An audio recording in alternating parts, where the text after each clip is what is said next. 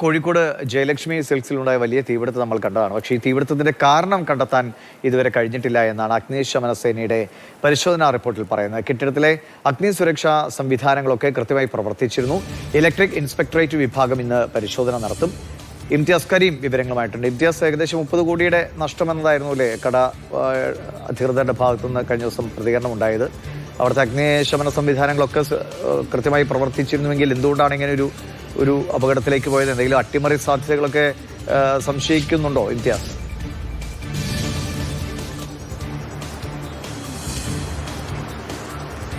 ദിവിഷ് മണി, ഇന്നലെയാണ് കോഴിക്കോട് ജില്ലാ ഫയർ ഓഫീസറുടെ നേതൃത്വത്തിലുള്ള സംഘം ഒരു പ്രാഥമിക പരിശോധന ജയലക്ഷ്മി സിൽക്സിൽ നടത്തിയത്. ഇന്നലെ ഉച്ചയോടുകൂടി ആ പരിശോധന അവർ പൂർത്തിയാക്കുകയും ചെയ്തിരുന്നു. പക്ഷേ തീപിടുത്തത്തിന് കാരണമായത് എന്ത് എന്ന കാര്യത്തിൽ ഒരു വ്യക്തത അവർക്ക് വന്നിട്ടില്ല. അതിന്റെ കാരണം കണ്ടെത്താൻ കഴിഞ്ഞിട്ടില്ല. ഇതിന്റെ ഉടമയായിട്ടുള്ള ഗോവിന്ദ് കമ്മത്ത് പറഞ്ഞത് ഒരു ഷോർട്ട് സർക്യൂട്ടാണ് എന്ന് അദ്ദേഹത്തിന് സംശയമുണ്ടെന്ന രീതിയിൽ അദ്ദേഹം പറഞ്ഞിരുന്നു.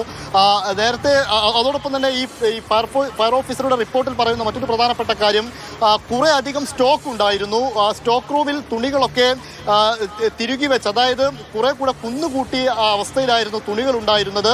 അധികം സ്റ്റോക്ക് ഉണ്ടായിരുന്നു എന്നൊരു കാരണം പറഞ്ഞിട്ടുണ്ട്. അത് തീപിടുത്തത്തിന്റെ ആഘാതം വർദ്ധിപ്പിക്കാൻ അധിക സ്റ്റോക്ക് കാരണമായി എന്ന് ഒരു പരാമർശം ഈ ഫയർ ഓഫീസറുടെ റിപ്പോർട്ടിൽ പറയുന്നുണ്ട്. പക്ഷേ എന്താണ് കാരണം എന്ന് വ്യക്തമായിട്ടില്ല. അതോടൊപ്പം ഇലക്ട്രിക് ഇൻസ്പെക്ടറേറ്റ് വിഭാഗത്തിന്റെ പരിശോധനയും നടക്കുന്നുണ്ട്. ഇന്നും ഇലക്ട്രിക് ഇൻസ്പെക്ടറേറ്റ് വിഭാഗം പരിശോധന നടത്തുന്നുണ്ട്. അവരുടെ റിപ്പോർട്ട് കൂടെ പുറത്തു വന്നാൽ മാത്രമേ എന്താണ് തീപിടുത്തത്തിന്റെ കാരണമെന്ന് വ്യക്തമാവുകയുള്ളൂ. ഈ ഫയർ ഓഫീസറുടെ പരിശോധനയും അതോടൊപ്പം തന്നെ ഇലക്ട്രിക് ഇൻസ്പെക്ടറേറ്റുടെ പരിശോധനയും ഇത് രണ്ടായി തന്നെയാണ് നടക്കുന്നത്. രണ്ടുപേരുടെയും റിപ്പോർട്ട് അടുത്ത ദിവസം തന്നെ ജില്ലാ കളക്ടർക്ക് സമർപ്പിക്കുകയും ചെയ്യും. നേരത്തെ ദിവിഷ് സൂചിപ്പിച്ച ഒരു കാര്യം, നാശനഷ്ടം എന്ന് പറയുന്നത് 2023 അദ്ദേഹം പറഞ്ഞത്, അദ്ദേഹം ഈ ജയലക്ഷ്മി സിൽക്സിന്റെ ഒരു ഭാഗത്ത് തീപിടുത്തം ഉണ്ടായപ്പോൾ അന്ന് 12 കോടിയോളം നഷ്ടമുണ്ടായി എന്ന് പറയുന്നു. പക്ഷേ 3 മടങ്ങ് നഷ്ടം ഇത്തവണ ഉണ്ടായിട്ടുണ്ട്. ഏകദേശം 36 കോടിയോളം രൂപയുടെ നാശനഷ്ടം ഇത്തവണ ഉണ്ടായിട്ടുണ്ട് എന്നാണ് അദ്ദേഹം കണക്കാക്കുന്നത്. അട്ടിമറി സാധ്യത പരിശോധിക്കുന്ന സമയത്ത് ഇന്നലെ തന്നെ അദ്ദേഹം പോലീസ് സ്റ്റേഷനിൽ ഈ തീപിടുത്തവുമായി ബന്ധപ്പെട്ട് ഈ കെട്ടിടത്തിന്റെ ഉടമ തന്നെ ഒരു പരാതി നൽകിയിട്ടുമുണ്ട്.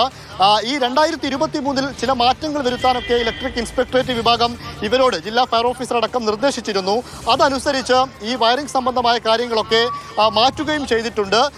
വയറിംഗ് ഒക്കെ പുതിയതാണ് എന്നാണ് ഇതിന്റെ ഉടമ അടക്കം വ്യക്തമാക്കുന്ന ഒരു പ്രധാനപ്പെട്ട കാര്യം. മറ്റൊരു കാര്യമെന്ന് പറയുന്നത് ഇതിന്റെ സംവിധാനം, അതായത് ഇന്നലെ തന്നെ അത് വ്യക്തമാക്കിയതാണ്. ഈ രണ്ടാം നിലയിലാണ് തീപിടുത്തം ഉണ്ടായത്. പക്ഷേ ജീവനക്കാരൊക്കെ 1-ാം നിലയിലാണ് തീപിടുത്തം ഉണ്ടായത്. അവിടെ നിന്നാണ് പ്രശ്നങ്ങൾ ഉണ്ടാവുന്നതെന്ന് കണ്ട് ജീവനക്കാരൊക്കെ 1-ാം നിലയിലേക്ക് ഓടുന്നൊരു സാഹചര്യം ഉണ്ടായിരുന്നു അവിടുത്തെ കാര്യങ്ങൾ പരിശോധിക്കാൻ വേണ്ടിയിട്ട്.